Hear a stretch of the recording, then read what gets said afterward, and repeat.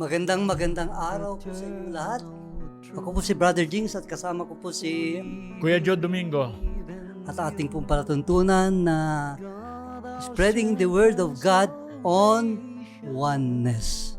Siguro po sa isang taon na panunood nyo sa aming mga Paulit-ulit yan. ulit na oneness, nakikita nyo na ito po talaga ay very important talagang subject matter. At last time po, nasabi natin na nag-umpisa na ng ministry si Jesus Christ. Sabi niya, nandito na, the Word of God is the most important of all. Kaya ako nandito. Ipagpapatuloy na lang natin ngayon para magkaisa uli. Tungkol sa bagay Yung na- credential nga ni Jesus Kaya ang magpapatuto sa kanya, witness niya bale lalabas dyan si John the Baptist. Mhm. Tandaan nyo, si John the Baptist, pinsan niya. Matanda sa kanya ng 6 na buwan yan. Una sila nagtagpo, nung sila isisilang pa lang, isipin mo yon. Sumisipa yung si John the Baptist, tuwan-tuwa nung marinig ang boses ng nanay ni Jesus, si Maria. Kaya tuwan-tuwa si Maria dahil matagal ng pangarap ng mag-asawang Zacarias at saka Isabel na sana magkaanak sila. Wala na sila sanang pag-asa. So, nang binisita nga ni Mama Mary si Santa Isabel, nung marinig yung pagbati ni Mama Mary, sumipa yung sanggol si Juan Bautista. At simula nun, ngayon na lang muli sila nagtagpo ni Jesus, malaki na sila. At doon sa Malakay 3:1, sabing ganyan, no? Pag binasa nyo ito, mabasa nyo, parang isa lang ang sugo. Pero pagka pinag-aralan nyo, parang dalawa yung sugo. Basahin ko sa inyo. Malakias, Kabanata 3, talata yung una. Sabi ni Yahweh na makapangyarihan sa lahat, ipadadala ko ang aking sugo upang ihanda ang daraanan ko. At si Yahweh na inyong hinahanap ay biglang darating sa kanyang templo. Darating ang pinakahihintay ninyong sugo. Ha? Yung sinasabing Yahweh, sugo na naman to. Kanina, darating yung sugo, no? Tapos sabi itong sugo, at ipapahayag ang aking tipan. I-rephrase ko yung ipapahayag. Ipagsasakatuparan ng aking tipan. Sabihin ko, kung ano yung pangako ko sa inyo, tipan eh.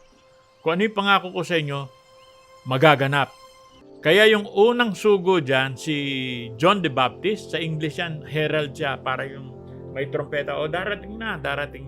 Kaya maingay si Juan Bautista nun. Tapos, si Jesus Christ naman, siya yung sugo ng pangako ng Diyos.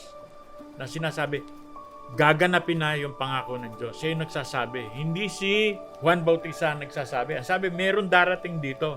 Yan. Yun ang sinabi niya. So, dito sa Malakay 3:1 yan. Tapos sa Malakay 4:5, mababasa nyo doon sa mga bagong tipan naman, ang sabi sa Malakay 4:5, dahil si Elijah, umakyat yan hindi naman namatay. 2 tao yan sa lumang tipan ang hindi namatay, umakyat. Isa si Elijah, pangalawa si Enoch. O una si Enoch, pangalawa si Elijah. Ganito nakasulat doon sa Malakay 4:5. Ngunit bago dumating ang kakilakilabot na araw ni Yahweh, isusugo ko sa inyo si Propeta Elias. Yung Elijah sa Tagalog, Elias. So sinasabi, ang darating si Elias. Kaya nga yung mga Hudyo, hindi nila malaman, ito na ba si Elias o ito lang si Juan Bautista na nagpapanggap. Kaya yung mga katropa ni Juan Bautista, tinatanong niya, ikaw na ba yung Kristo? Ikaw ba yung Mesiyas? Yung kasing Kristo, ibig sabihin yan, Mesiya eh. O kaya, ikaw na ba yung napili? Ikaw na ba yung hinirang? Lahat yan pare-pareho kahulugan nun. Ang sabi ni Elias, hindi ako ang Kristo. Tandaan nyo, hindi lang ang Hudyo ang mga makadiyos. Kaya nga, ang daming relihiyon eh. Merong mga Confucianism, may Zoroastrianism, meron tayong Mohammedanism. Lahat yan, nakakakilala sila sa Diyos, pero hindi nila nakilala si Jesus na ang Diyos. Pero makadiyos sila. Yung mga mayroong uri ng pamumuhay na makatao. So, yung fulfillment, sabi nga, sa Mateo, tinanong si Jesus, si John ba? Pwede ba siya ba si Elijah? Sabi ni Jesus do sa Matthew 11:7 at saka verse 10, sabi niya, si John ang Elijah. Kung gusto nyo, dahil sa kanya, nasa kanyang espiritu at saka kapangyarihan na mayroon si Elijah. Nakasulat yan sa Lucas 1:17 rin. So, kung masisiyahan kayo na maniwala, yan parang sabi ni Jesus, hindi niya dinidiretso sagot. Kaya minsan tinatanong siya, ikaw ba ang Diyos? Sabi niya, sabi mo eh.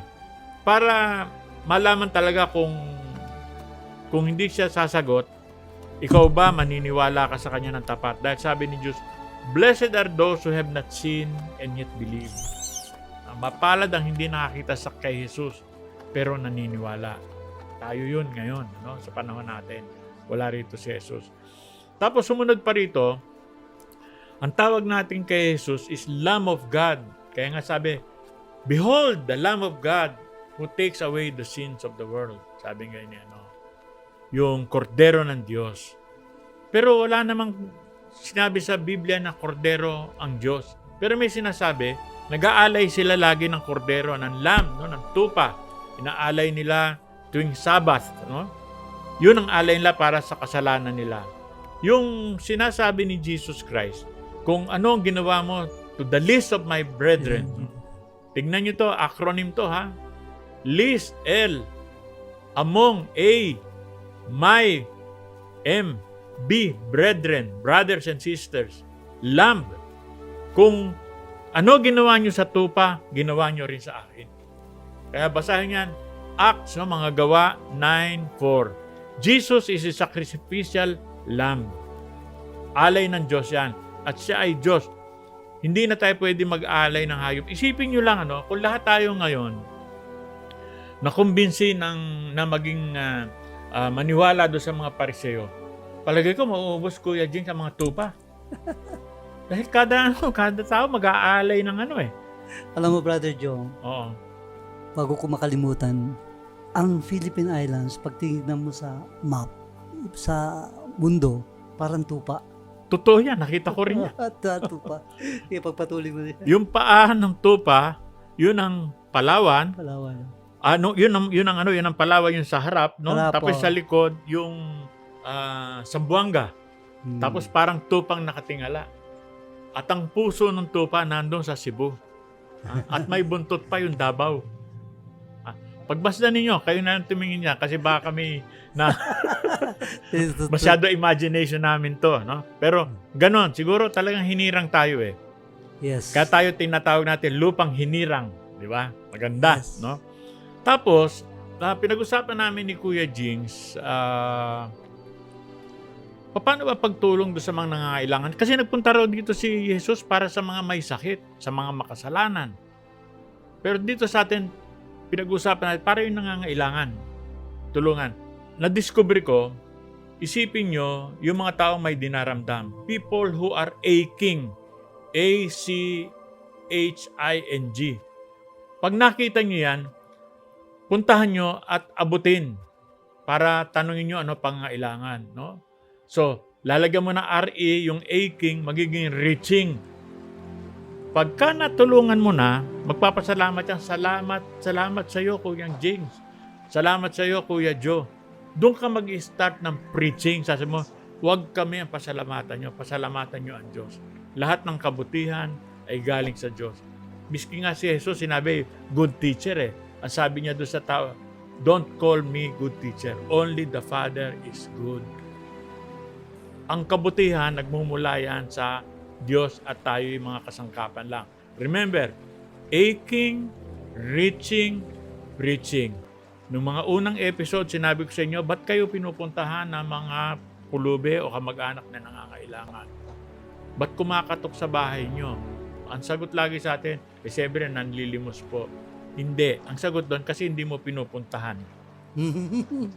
So tayo mga anak ng Diyos, hinahanap natin dapat siya mga taong yan. Pero bago maghanap sa iba, sa pamilya muna. Bago ka makipag-isa sa kapitbahay mo, magbati muna kayong buong pamilya sa tahanan. Yan ang seed eh. Yan ang binhi ng lahat.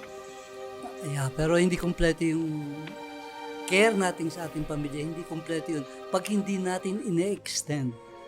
Kaya sabi ni Jesus Christ, who are my brother, who is my father, who is my mother. Lahat ng gumagawa ng salita ng Diyos. Yun ang aking pamilya. Kaya if gusto niyo maging family ni Jesus Christ kasama, di kami yung ginagawa niya. Yun ang sabi ni Jesus Christ. But anyway, patuloy po tayo dito sa ating palatuntunan. Ang topic po natin ngayon ay Word of God is the most important of all. Nasabi po natin yan kasi yun yung salita ni Jesus Christ na Let us go into the next towns, that I may preach there also, because for this purpose I have come forth. I must preach the kingdom of God to the other cities also, because for this purpose I have been sent. unang-unang dinagdag niya. Brother Joe, kung paano ka-importante ang salita ng Diyos, sabi niya, Heaven and earth will pass away, but my words will by no means pass away. ba? Ano ibig sabihin nun? Ibig sabihin yung salita ng Diyos, mas mahalaga pa kaysa sa mundo, sa universe. Wow. Kaya, dapat pong malaman natin yung Word of God na yun sa ating mga tagapakinig. Dapat po malaman natin yung Word of God na yun na sinasabi ni Jesus Christ na magiging mag-iisa tayo dyan sa Word of God na yun, oneness, at the same time makapagdidikta sa atin at good news. Kaya minsan, nag-pre-preach si Jesus Christ. Tapos bilib na bilib sa kanila yung tao, sabi niya nung isang babae, sabi niya, Blessed is the womb that bore you, and the breast which nursed you. More than that, blessed are those who hear the word of God and keep it. The Word of God, which Jesus teaches, is the most important of all. napakapalad naman yung nagsilang sa iyo at nakapagsilang siya ng isang kamukha mo na nakapaggagawa ng himala, etc. Sabi ni Jesus Christ, oo nga, nakapaggagawa ko ng himala at lahat nagagawa ko. Pero mas mapalad pa yung gumagawa ng Word of God, nakikinig sa Word of God at ginagawa niya kaysa doon sa nagsilang sa akin. Oo, totoo yun. Ating Mary, mother ni Jesus Christ, Oo. nagsilang sa kanya. And yet, sasabihin niya na mas importante pa ang Word of God kaysa sa nagsilang sa kanya.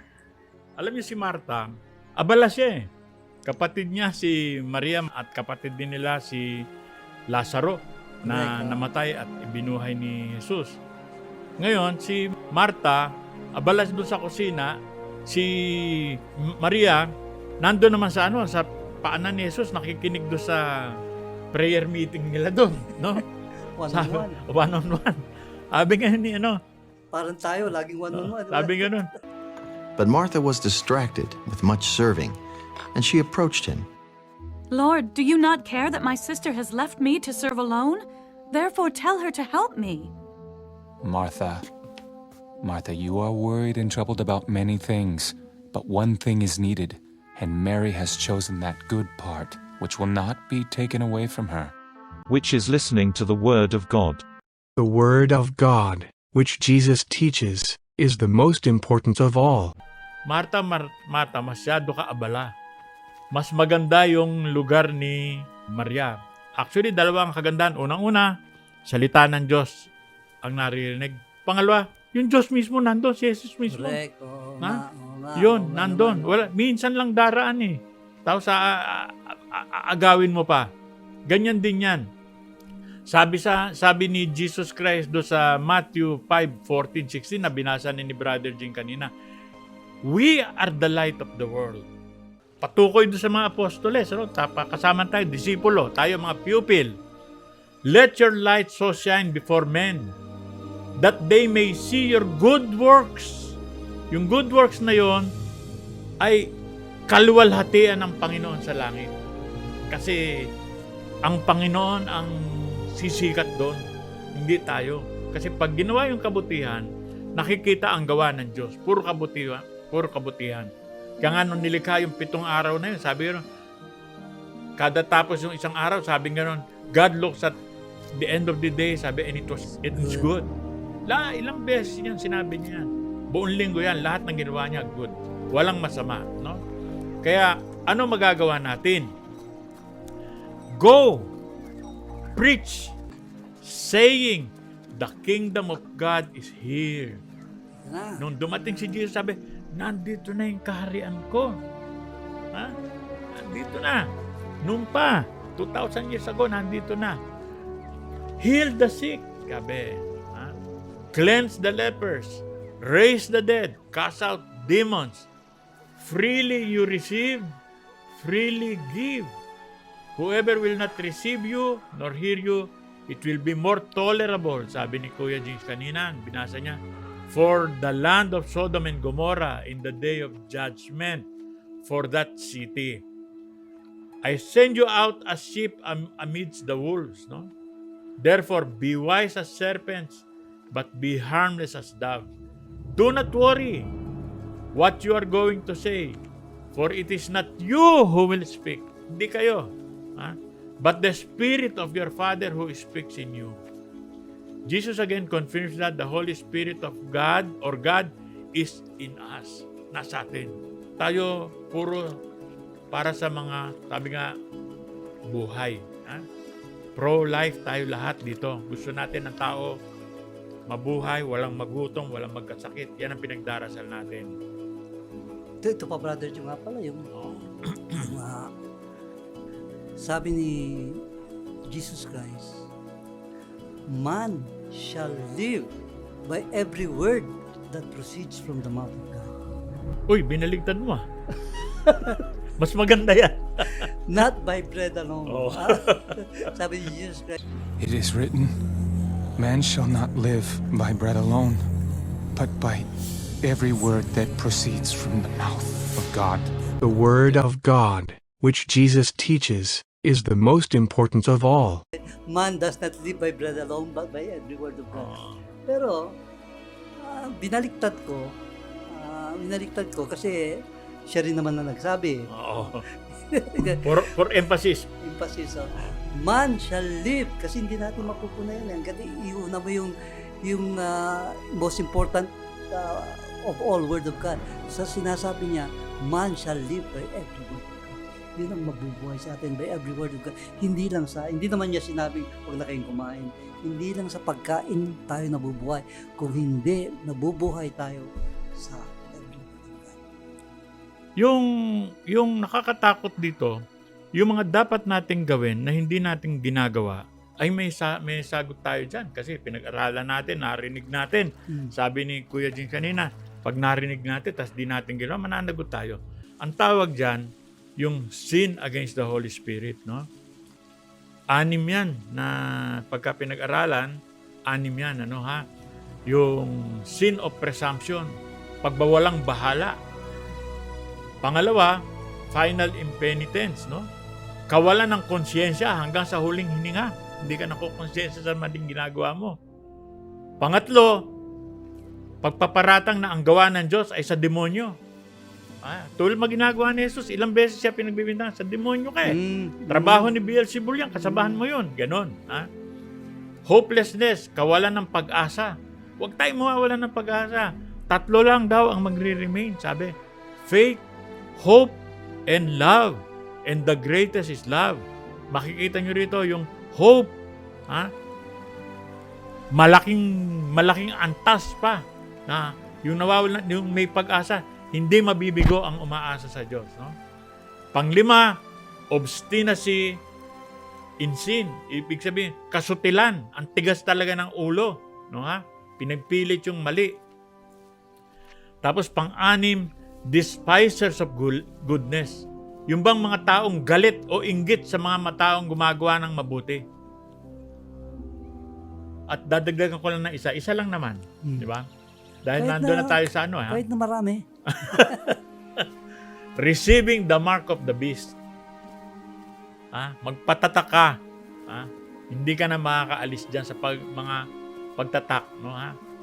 So, they preach everywhere. Sabi nga sa Mark 16, ano ha? doon sa huling bahagi, huling sentence halos verse ni Mark, Mark, no? Yung 13 to 20, pitong ano yun, 7 o 8, no? They preach everywhere and the Lord working with them and confirming lahat ng mga nagtuturo with accompanying signs. They cast out many demons and healed many who were sick. Lahat tayo, kung tawagin, no? Lahat tayo ay mga miracle workers. Pero hindi tayo yun. Ang Diyos ang gumagawa nun sa atin. Kaya yan ang palatandaan natin. Kaya marami sa atin, miski mga kaaway natin, pagkaalam, mabisa yung prayer natin, sinasabi, pagdasal mo ako. Pagdasal natin lahat yan. Lalo na ngayong mga panahon na ito. pray for those who persecute you. Yeah. Ito pa ang susunod, Brother Joe. Therefore, whoever hears these sayings of mine and does them, I will liken him to a wise man who built his house on the rock, and the rain descended, the floods came, and the winds blew and beat on that house, and it did not fall, for it was founded on the rock.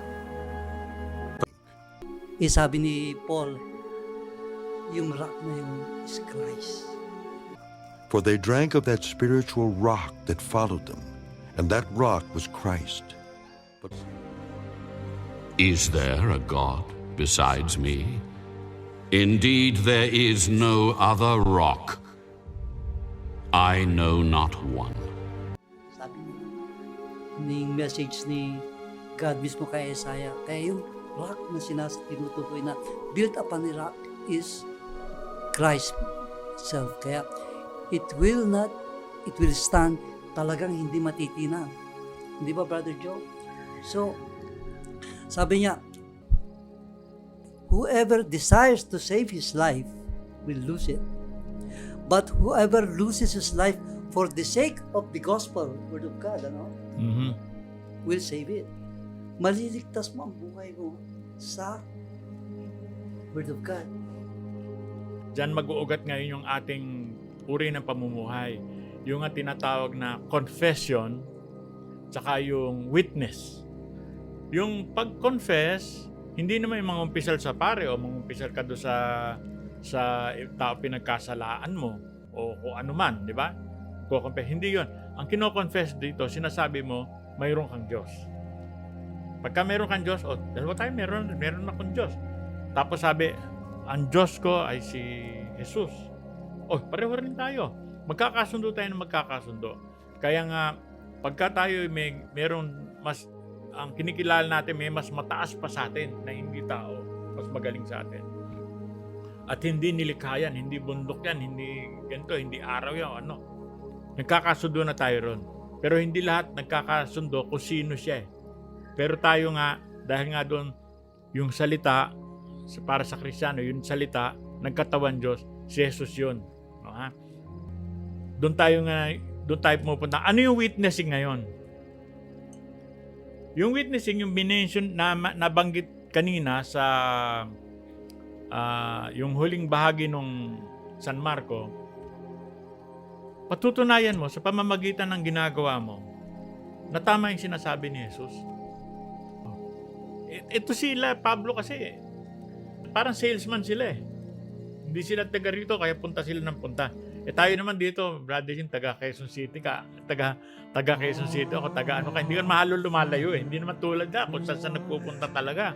Walang internet nung araw kasi. Walang internet noon, saka walang kotse noon. Talagang sasadyain nila at papakasakit sila. Tayo halos hindi tayo magpakasakit. No?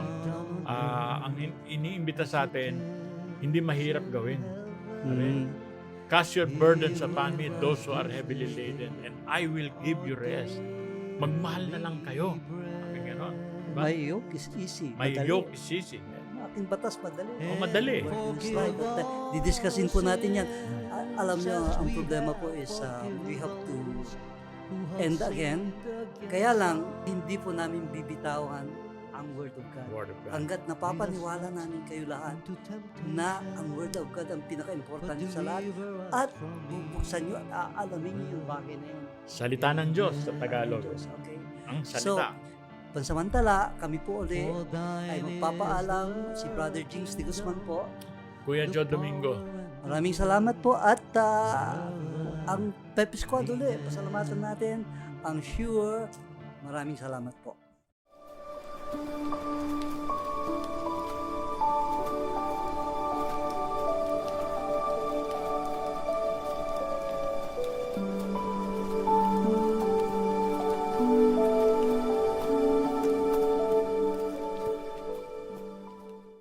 In the beginning was the Word, and the Word was with God, and the Word was God. God, Word. They are one. The Word, Jesus, who was to be made flesh, and God, began together at the same moment. He was with God in the beginning. Therefore, when God, Word, was one or alone in the beginning, he had only himself to love. Then John continued to reveal creation. John wrote, All things were made through him, and without him nothing was made that was made. In him was life, and the life was the light of men. I and my Father are one. Outside of God, Word, nothing exists. There is no existence whatsoever. Because without him, nothing was made that was made. Because of this oneness, Jesus commands us. So now I say to you, a new commandment I give to you, that you love one another, as I have loved you, that you also love one another. As God loves himself in the beginning.